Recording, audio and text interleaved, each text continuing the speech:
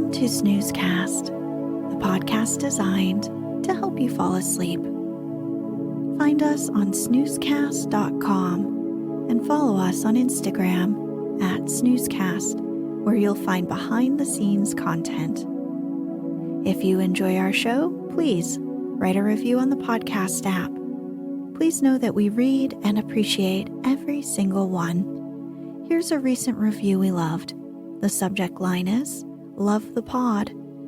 This podcast is the best ever. I'm asleep in 10 minutes every night to a soothing story. I look forward to picking out a new episode every night." Hey, thank you to whomever wrote that. It made our day. It's amazing how quickly it can work.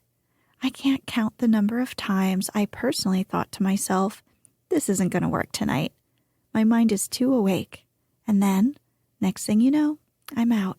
This episode is brought to you by our Patreon supporters and by Moonlit Nights.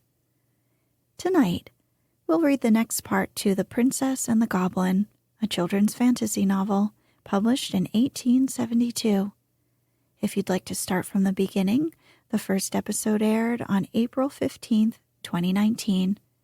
If you'd like to listen to the previous episode, Part 4 aired September 23rd, 2020. One of the most successful and beloved of Victorian fairy tales, George MacDonald's The Princess and the Goblin tells the story of young Princess Irene and her friend Curdie, who must outwit the threatening goblins who live in caves beneath her mountain home. When we left off, Curdie, our little hero who works as a miner within the caves of the mountain, realizes part of the goblins' devious plans, that they may flood the mines and destroy them with any miners in them. Curdie went home to his father's house to have some sleep. Meanwhile, we'll pick back up the introduction of Princess Irene's father, the King Papa.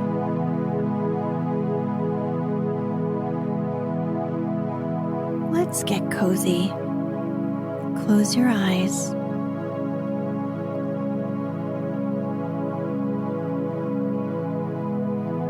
Relax your body into the softness of your bed.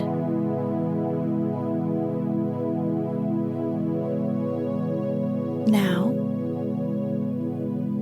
take a few deep breaths.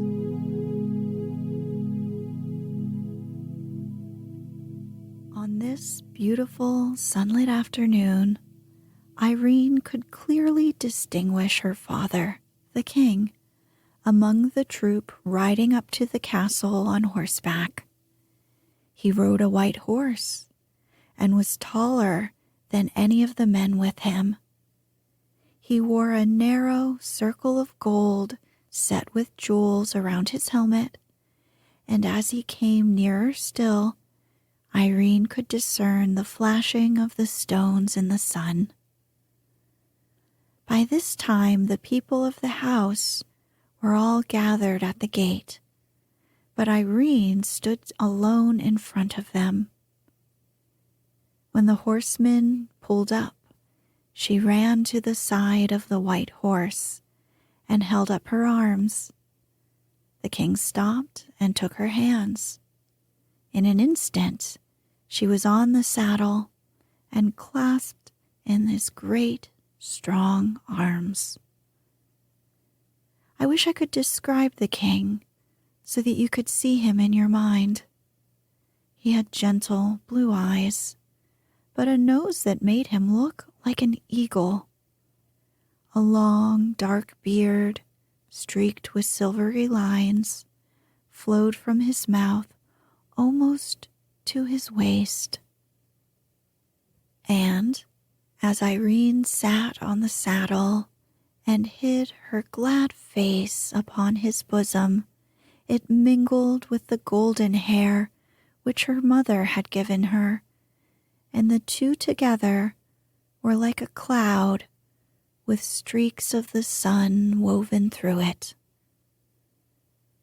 After he had held her to his heart for a minute, he spoke to his white horse, and the great, beautiful creature, which had been prancing so proudly a little while before, walked as gently as a lady, for he knew he had a little lady on his back, through the gate and up to the door of the house. Then the king set her on the ground and, dismounting, took her hand and walked with her into the great hall, which was hardly ever entered except when he came to see his little princess. There he sat down with two of his counselors who had accompanied him to have some refreshment, and Irene sat on his right hand and drank her milk out of a wooden bowl curiously carved. After the king had eaten and drunk, he turned to the princess and said, stroking her hair, "Now, my child, what shall we do next?" This was the question he almost always put to her first after their meal together, and Irene had been waiting for it with some impatience, for now, she thought, she should be able to settle a question which constantly perplexed her. "I should like you to take me to see my great old grandmother." The king looked grave and said, "What does my little daughter mean?" "I mean the Queen Irene that lives up in the tower. The very old lady, you know, with the long hair of silver." The king only gazed at his little princess with a look which she could not understand. "She's got her crown in her bedroom," she went on, "but I've not been in there yet. You know she's there, right?" "No," said the king, very quietly. "Then it must all be a dream," said Irene. "I half thought it was, but I couldn't be sure. Now I am sure of it. Besides, I couldn't find her the next time I went up." At that moment, a snow-white pigeon flew in at an open window and settled upon Irene's head. She broke into a merry laugh, cowered a little, and put up her hands to her head, saying, "Dear Dovey, don't peck me. You'll pull out my hair with your long claws if you don't mind." The king stretched out his hand to take the pigeon, but it spread its wings and flew again through the open window, when its whiteness made one flash in the sun and vanished. The king laid his hand on his princess's head, held it back a little, gazed in her face, smiled half a smile, and sighed half a sigh. "Come, my child, we'll have a walk in the garden together," he said. "You won't come up and see my huge, great, beautiful grandmother then, King Papa?" said the princess. "Not this time," said the king, very gently. "She's not invited me, you know. Great old ladies like her do not choose to be visited without leave asked and given." The garden was a very lovely place. Being upon a mountainside, there were parts in it where the rocks came through in great masses, and all immediately about them remained quite wild. Tufts of heather grew upon them, and other hardy mountain plants and flowers, while near them would be lovely roses and lilies and all pleasant garden flowers. This mingling of the wild mountain with the civilized garden was very quaint, and it was impossible for any number of gardeners to make such a garden look formal and stiff. Against one of these rocks was a garden seat, shadowed from the afternoon sun by the overhanging of the rock itself. There was a little winding path up to the top of the rock, and on top another seat, but they sat on the seat at its foot because the sun was hot, and there they talked together of many things. At length the king said, "You were out late one evening, Irene." "Yes, Papa. It was my fault, and Ludi was very sorry." "I must talk to Ludi about it," said the king. "Don't speak loud to her, please, Papa," said Irene. "She's been so afraid of being late ever since. Indeed, she has not been naughty. It was only a mistake for once." "Once might be too often," murmured the king to himself as he stroked his child's head. I can't tell you how he had come to know. I'm sure Curdie had not told him. Someone about the palace must have seen them after all. He sat for a good while thinking. There was no sound to be heard except that of a little stream which ran merrily out of an opening in the rock by where they sat, and sped away down the hill through the garden. Then he rose and, leaving Irene where she was, went into the house and sent for Ludi, with whom he had a talk that made her cry. When in the evening he rode away upon his great white horse, he left 6 of his attendants behind him, with orders that 3 of them should watch outside the house every night, walking round and round it from sunset to sunrise. It was clear he was not quite comfortable about the princess.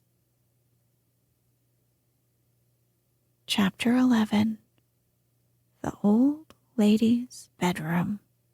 Nothing more happened worth telling for some time. The autumn came and went by. There were no more flowers in the garden. The wind blew strong and howled among the rocks. The rain fell and drenched the few yellow and red leaves that could not get off the bare branches.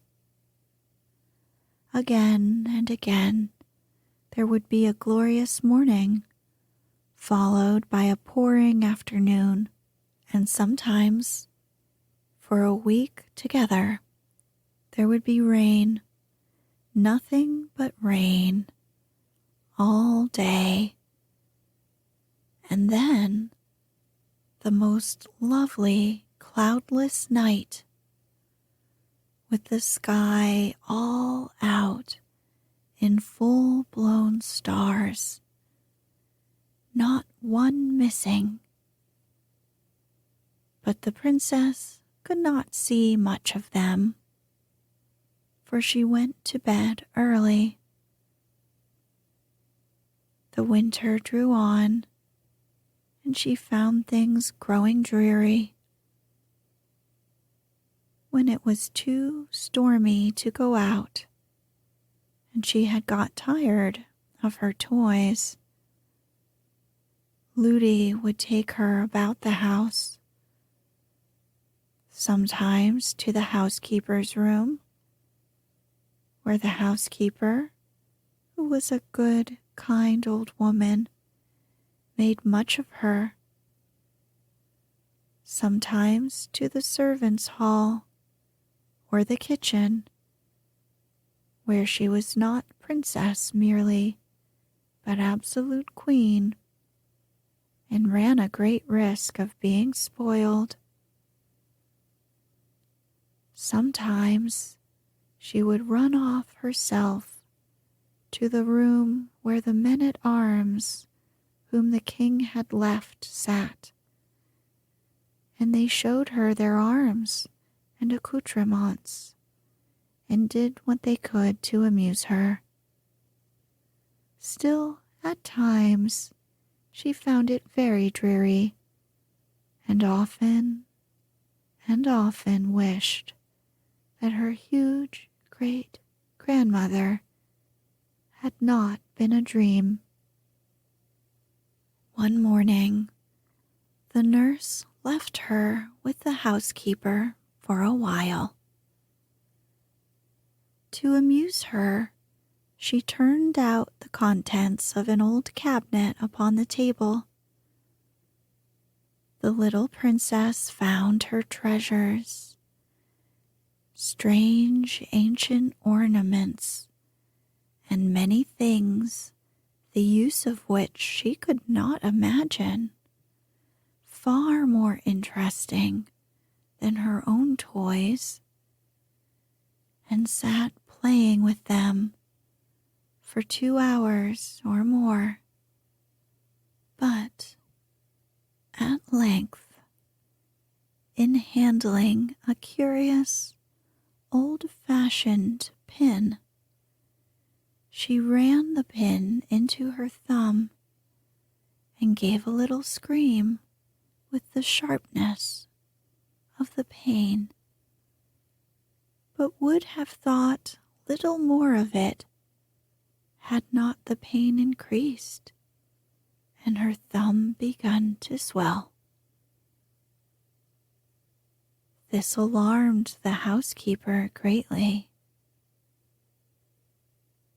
The nurse was fetched. The doctor was sent for.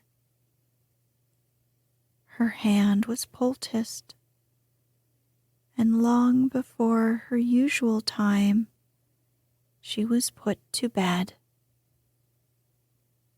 The pain still continued, and although she fell asleep and dreamed a good many dreams, there was the pain always in every dream. At last, it woke her up. The moon was shining brightly into the room. The poultice had fallen off her hand, and it was burning hot. She fancied if she could hold it into the moonlight, that would cool it. So she got out of bed without waking the nurse who lay at the other side of the room, and went to the window. When she looked out, she saw one of the men-at-arms walking in the garden with the moonlight glancing on his armor. She was just going to tap on the window and call him, for she wanted to tell him all about it. when she bethought herself that that might wake Ludi, and she would put her into her bed again. So she resolved to go to the window of another room and call him from there. It was so much nicer to have somebody to talk to than to lie awake in bed with the burning pain in her hand. She opened the door very gently and went through the nursery, which did not look into the garden, to go to the other window. But when she came to the foot of the old staircase, there was the moon shining down from some window high up and making the worm-eaten oak look very strange and delicate and lovely. In a moment, she was putting her little feet, one after the other, in the silvery path up the stair, looking behind as she went to see the shadow they made in the middle of the silver.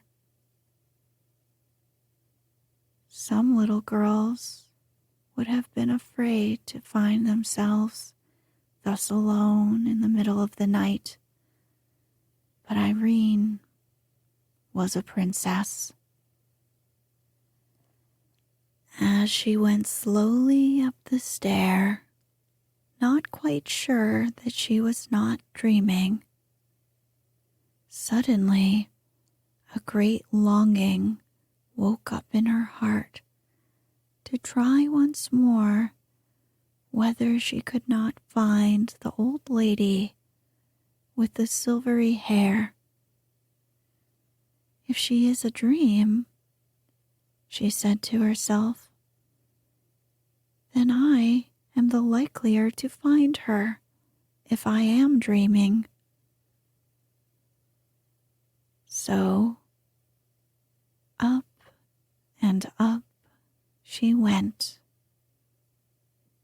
stair after stair, until she came to the many rooms, all just set as she had seen them before. Through passage after passage she softly sped, comforting herself that if she should lose her way, it would not matter much, because when she woke, she would find herself in her own bed, with Ludi not far off. But, as if she had known every step of the way, she walked straight to the door at the foot of the narrow stair that led to the tower. What if I should really find my beautiful old grandmother up there? She said to herself as she crept up the steep steps.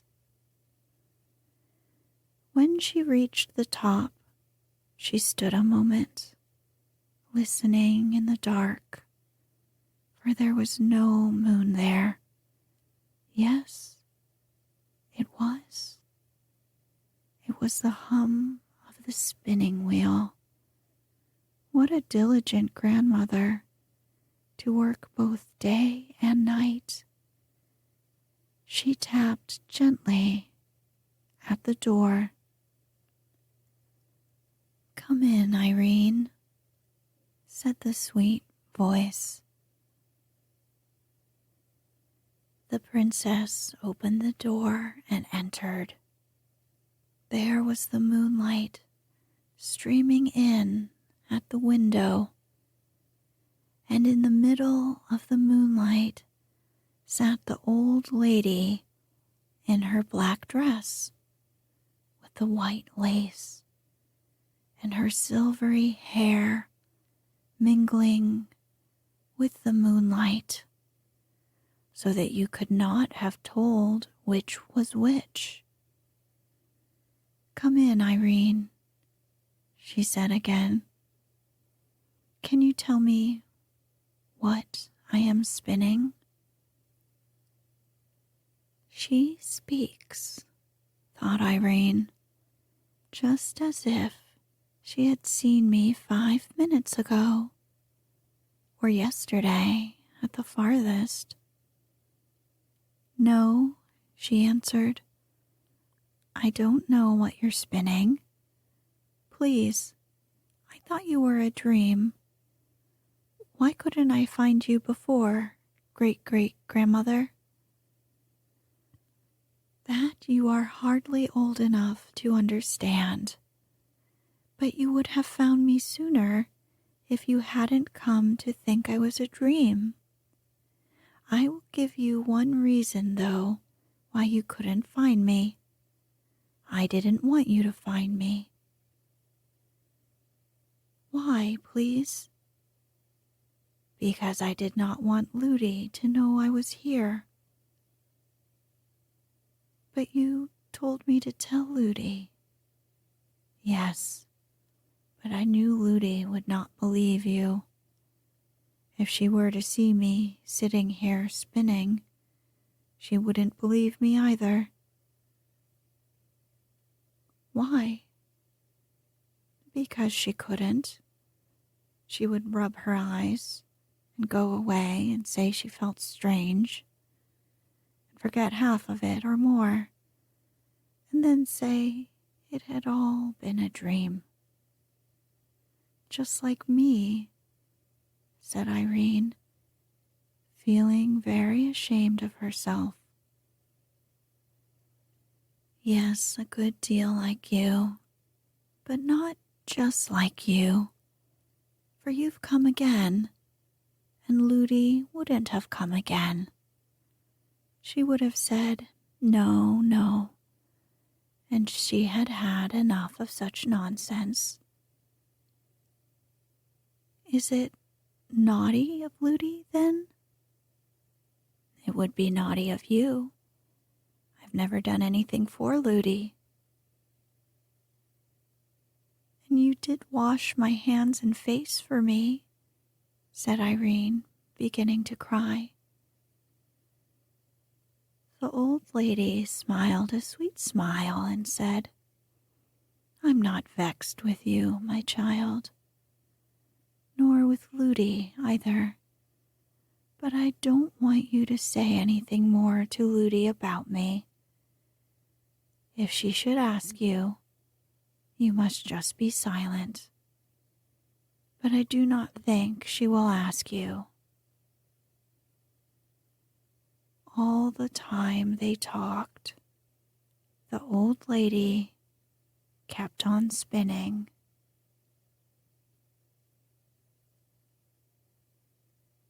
"You haven't told me yet what I am spinning," she said. "Because I don't know. It's very pretty stuff." It was indeed very pretty stuff.